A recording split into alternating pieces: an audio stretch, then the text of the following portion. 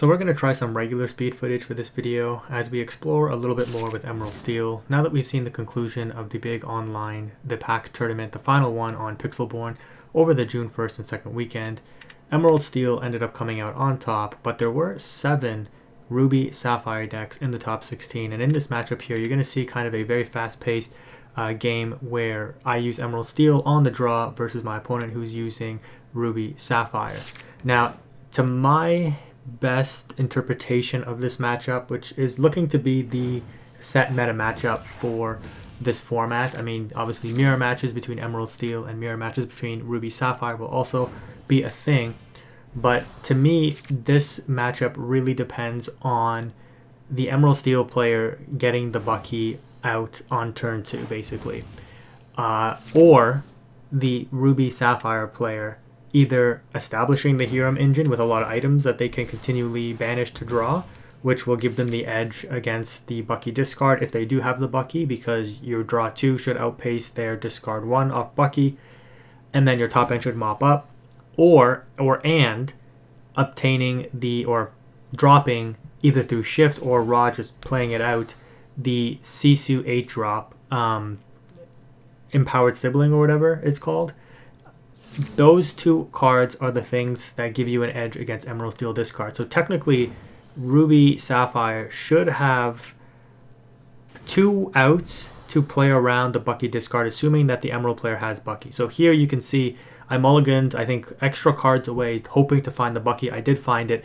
If I don't find Bucky here, my board gets wiped by the 8-drop Sisu. So if this player knows this matchup, which it looks like they do, they mulliganed aggressively for the 8-drop Sisu, or the lower drop Sisus with the 8-drop Sisu to shift onto early, because this play is very telegraphed, right? They drop the 3-drop Sisu Daring Visitor without any target because they absolutely are trying to set up for a turn 6 shift to wipe my board. And let me tell you, that 8-drop Sisu shifting on turn 6 would absolutely decimate my board, right? It would get rid of the Bucky, it would get rid of the Diablo, and the Robin Hood currently on board because I don't have it shifted.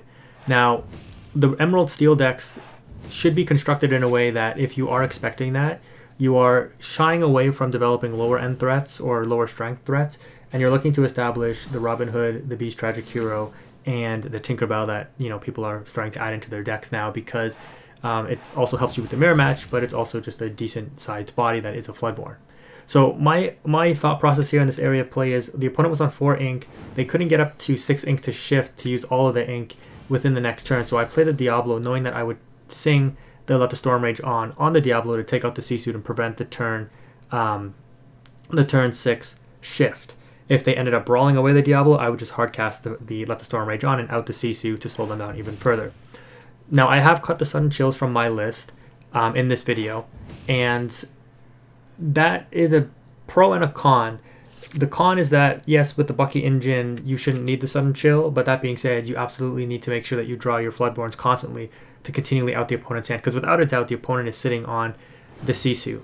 And I have to hope to draw the Floodborn. I do draw it there, but if I don't draw it, I put the opponent on for their next 2 draws. They need to draw ink. So they did draw Maui last turn, which they inked, and they have to draw another inkable this turn, because despite me having this board control, the Sisu coming down would represent a big body that wipes out my board. Well, not anymore. It wipes out 2 cards instead of the 3, but my Aladdin would survive. But the Bucky on the Robin Hood shifts discard the final card, which, as you can see there, is indeed the Sisu. So my opponent knew what out they had to play towards, and at this point, there's almost nothing the opponent can really do. I'm going to draw off the Diablo here, and even if they top deck a Be Prepared, I should have adequate follow-up.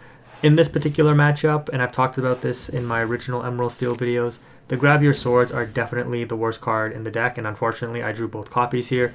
So these are basically dead cards. They're not really doing too much. Like, they can out the 1/1 body and the Sisu Daring Visitor, and that's about it.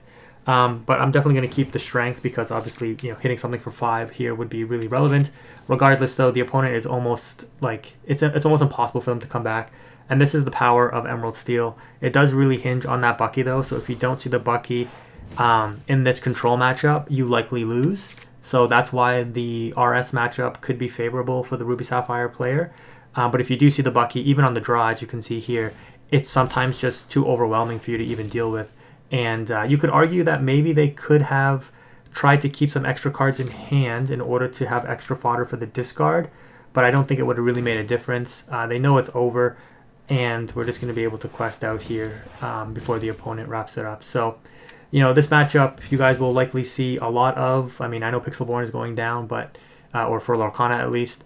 But if you go to any events or see any events or your locals and stuff, meta players will be on these two decks for sure. So this is, in my opinion, how you play it from the Emerald side, and I have my Sapphire Ruby video up on how I played against this deck on the Ruby Sapphire side. Now this next matchup is not something I would normally post, but to be fair, Brooms are actually half decent, and it's a rogue option you might run into here and there at locals or in a big tournament, just because you have such a large sample of players playing. So it's definitely worth taking a look at, because this deck can technically be a little explosive, especially if they go a little wide with some Brooms, even 3 or 4 of them. If they just drop that location and move all their Brooms there for free, that's an extra 3 to 4 lore that they can surprise you with and actually close out the game. And to be fair, the Mickey Mouse Wayward Sorcerer from Chapter 1, the super rare, is actually a good hedge against discard decks, because during your turn, or I guess your opponent's turn, if your Brooms are banished in a challenge, they will go back to your hand. That can sometimes play around some of the discard, plus being on both Steel and Amethyst, you have access to some card draw on the Amethyst side and on the Steel side technically, but you also have access to a lot of the pinging removal on the Steel side, right? Things like Let the Storm Rage On, Strength of a Raging Fire, Along Came Zeus, Grab Your Sword, so on and so forth. So this deck is actually somewhat versatile, despite Brooms not really being too represented in the meta. I think it's definitely a deck that's worth keeping an eye on, and I really do think that this deck could be a real contender in the future. So if you haven't already started collecting your Broom stuff, it might be worth grabbing, because it seems like they're adding extra little supports here and there for some of the Broom cards, and all it really takes, in my opinion, is that one good Broom to really just explode the deck into meta relevance, honestly. Because Yensid is very good, the Mickey Wayward Sorcerer is potentially very good, and the Brooms themselves just get more and more utility cards. Here, though, you can see we were on the draw again, but we were able to drop the Bucky and Shift Diablo within the second turn. That represents, a very strong interaction. I keep going back to this, but I do think that designing 3-cost Floodborns was a mistake. If there's ever a ban list because of this design, I think Bucky probably would need to get limited, and or not banned, but just probably limited, because you see this on turn 2. With a deck oriented the way that this one is. I mean, this deck list is a little different than the one I used in the first clip. I was still using Ursula Deceiver of All, but like if you just focus straight up on Floodborns from 3 to 6, kind of like what the winning deck list from the big pack tournament, the 10K, did, the Bucky is just too strong. Like, just discarding cards every turn plus drawing off the Diablo, it's almost unbeatable. Like, yes, you can out one of the threats and top deck something that's decent, but your opponent probably has way too many resources and has already quested too much in terms of getting ahead in the lore for you to even come back anyway. So it's really poor gameplay, like a gameplay experience. So I do think it is a design flaw. The Diablo interaction is just too strong. I mean, here you can see the opponent was actually able to out it and drop their Mickey Wayward Sorcerer, so everything is going fairly well for them. But I have 3 Floodborns in my hand, and it's going to discard whatever they have left in their hand. If I opt to challenge their Brooms here, though, to be fair, like, it's free card advantage for them. Like, I'll get damage and or lose my characters, and their Brooms go back to hand until I can out this Mickey Mouse. But they need to continue to ink. Their hand continues to drop in size. I'll finish off whatever they have left in their hand with the Floodborn characters that I drop with the Bucky. And then from there, it's just a matter of cleaning up their board through challenging and or the Steel Songs. And this is why Emerald Steel is just too strong, right? The deck is just ridiculous. To be fair, there are counters to this deck in the meta, but I don't think anybody wants to play decks specifically to counter one deck when it may have weaknesses to other decks in the format. Like, I know Amber Ruby can have a decent matchup against Emerald Steel, and so can Sapphire Steel, with or without the whole New Worlds. But again, if you watched that opening clip, like, the Aladdin still help you deal with the items on the Sapphire sides, right? So it's pretty hard still. Like, there's no deck that like clearly beats it. Like honestly, Emerald Steel loses more to itself, like the player making mistakes, than anything else. Amethyst Steel hasn't really shown up too much in the meta, but I think it's worth exploring once again. Like I said, in the Into the Inklands meta, it's definitely a potential hard counter to Emerald Steel, like it was in the Into the Inklands meta. But again, that deck was really underexplored. So we'll wait and see kind of what develops. I mean, it's unfortunate that Pixelborn is closing, so we won't be able to test too much. But you know, it is what it is. We'll see what comes up after Pixelborn. Anyways, the opponent is in top deck mode now. They do get their location, but it's just a little too late.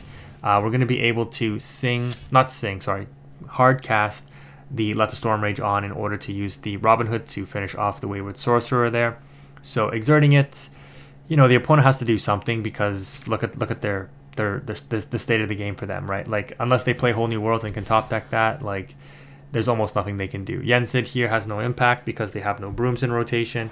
And so this Broom deck, you can see, like, the main weakness is that you need your cards to survive. You need to be able to combo with your cards in order to snowball that advantage. And when you're able to out their Brooms, discard their hand, there's just nothing that they can really do.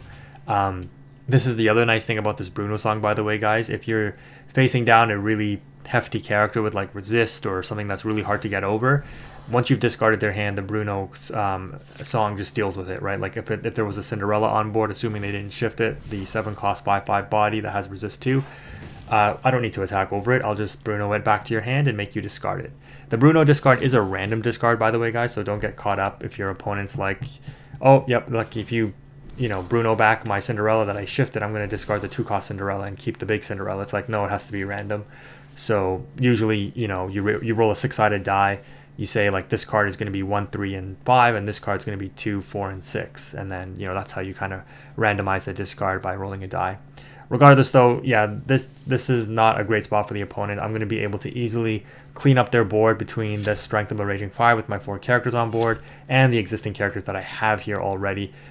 2 of them even have Evasive. So we put some damage into the location, and I strength away probably the Yensid because this Broom doesn't really do too much. I don't know why I'm thinking here. It definitely should be the Yensid, but I mean, it's kind of irrelevant. It doesn't really matter which one, to be honest, because the Yensid isn't going to be doing much as a very weak body. Like, yes, they might quest for 3, but the opportunity to draw a card off of it being played is gone. It's unfortunate. Like, Yensid probably should have had, like, whenever this character quests, while you have a Broom in play, draw a card or something. That would have been interesting. When it comes into play, draw a card, and when it quests, when you have a Broom in play, draw a card. I think that would have been really cool to see. And it'll be interesting to see if we ever get a Broom with Bodyguard to protect some of the higher value cards in the Broom deck, but like the Mickey Wayward Sorcerer and the Yensid. We top deck a Diablo here, and that's just like, wow, unless the opponent top decks a Swords, and even that won't do. Well, I mean, a Swords would do enough. It would clear our board except for the big Pegasus. Yeah, a top deck Swords would actually like put the opponent in a really good position. Anyways, here you see me crash my Robin Hood, which is, not great because the opponent should get that Broom back to their hand. Yeah, okay, it's just resolving all the effects here. I lose my Robin Hood, but I get the card draw off of it, and the card draw is insane in the Strength of a Raging Fire. We're going to be able to get rid of that. I don't know if that's the 2nd or 3rd Wayward Sorcerer, but just like against Sapphire decks, once you understand what you need to do to slow them down, like against Sapphire, you aggressively try to take out the Hiram. Against the Broom deck, you just aggressively try to take out the Mickey Mouse. Because once they're out of Mickeys, once they're out of Hirams on the Sapphire side, it's like, what do they do for their card draw? Sapphire Steel has more outs, but like Sapphire Ruby really falls apart in my opinion if the Hirams are all used up. Assuming they haven't run away with the game at that point, which they might have. They might not even care about their Hirams if they've already drew 8 off of it being played, and even though it got banished the next turn, they don't need any more advantage off of it because they saw all of their Hirams and it did what it needed to do to get them over the hump. The opponent top decks a Queen's Castle, so this is definitely a good card to be playing in the Broom deck as well. So this, along with the Broom location, are both good locations to play. It would be interesting to see if John Silver would be worth playing in this deck, even just as a resist body. It would be interesting to see. But at this point, the opponent can't really do much to combat this board. I don't even know if we have lethal on board. 2, 4, 6. Nope, 8. We have 8. So yeah, I'm not going to quest for game. I'm just going to opt to take out the location probably. And then just looking at the best way to do it. So 2, 2, and 3 is the best, right? And because I shifted the Pegasus, my whole board is protected with evasive. So it's just like, what are other decks supposed to do in this format against Emerald Steel? The deck is too strong against rogue decks. And against the meta decks, it has good counterplay. There are some decks that have counterplay against it, but like, yeah, the opponent just ends up scooping there because there's not much they can do. So anyways, guys, that's going to do it for some regular speed gameplay. Let me know if you've made it this far in the video and if you enjoyed. But yeah, Emerald Steel. Is it worth posting more content about this? Some of you guys have posted saying you wanted to see more gameplay. So, it's hard to find matches that aren't like meta matches. I don't think you guys want to see the same thing over and over again. But I don't know. Let me know what you want in the comment section below. Thank you again for watching, though. Quantum is out.